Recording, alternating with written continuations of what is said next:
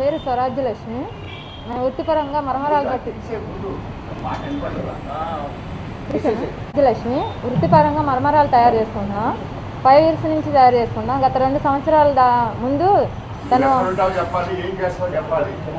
మాది నల్లబాడు రోడ్డు కృపా ministry church పక్కన సార్ మేము మరమరాలు తయారు చేసుకుంటున్నాం.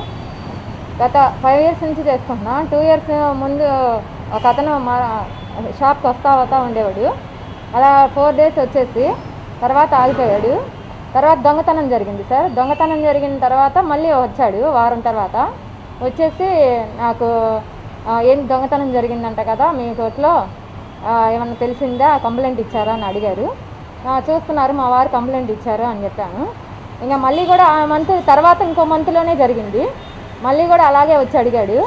మళ్ళీ దొంగతనం జరిగిందంట కదా, ఏం చేశారు, కంప్లైంట్ ఇచ్చారా, దొరికారా, ఎవరైనా పట్టుకున్నారా, అది ఇది అని అడిగారు.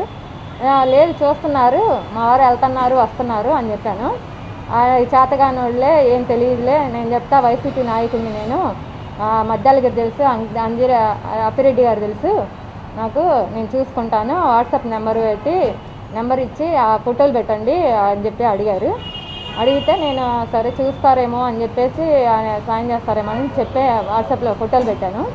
ఆ తర్వాత నుంచి అలా మాట్లాడడం, ఫోన్ చేసి వాయిస్ రికార్డులు మాట్లాడడం, అలా దగ్గరగా మాట్లాడడం, మీరు చేతగానోడు, దేనికి పనికిరాడు, రమ్మంటే రాడు, ఎక్కడికి, అది ఇది అని చెప్పి మాట్లాడతా నన్ను దగ్గరగా మాట్లాడి అలా లొంగ తీసుకొని ఫోటోలు తీసుకున్నాడు సార్. బలవంతం చేసి ఫోటోలు తీసుకున్న కాడి నుంచి ఇంకా తనకి నచ్చినట్టు చేయాలి అని చెప్పేసి అలా అడిగి అన్ని రకాలుగా ఫోటోలు తీసుకున్నాడు. అన్ని రకాల ఫోటోలు తీసుకున్నాక మనీ కావాలి నాకు అని చెప్పి స్టార్ట్ చేశాడు సార్. మనీ ఇస్తానే ఉన్నాను సార్.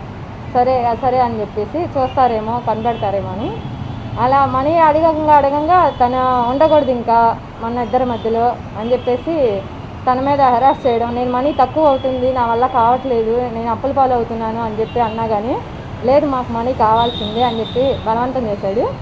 అలాగే ఇస్తా ఉన్నాను, ఇవ్వకపోతే ఏదో ఒకటి అటాక్ చేయాల్సి వస్తుంది నీ మీద, మీ భర్త మీద అని చెప్పి తన మీద అటాక్ చేయడం మొదలుపెట్టాడు. అయినా కానీ నేను నా వల్ల కావట్లేదు డబ్బులు, నా వల్ల అప్పుల పాలు అవుతున్నాం, అవి చేయించుకుంటున్నా, మేము అసలు డబ్బులు దొరకట్లేదు, సరిపోతున్నాయి మాకు అన్నా కానీ రోజుకి 4,000 లెక్కన ₹1 తగ్గినా నేను ఒప్పుకోను అని చెప్పి అలాగే తీసుకెళ్తా వచ్చాడు. ఒక్కోసారి నేను ఇవ్వకపోవడం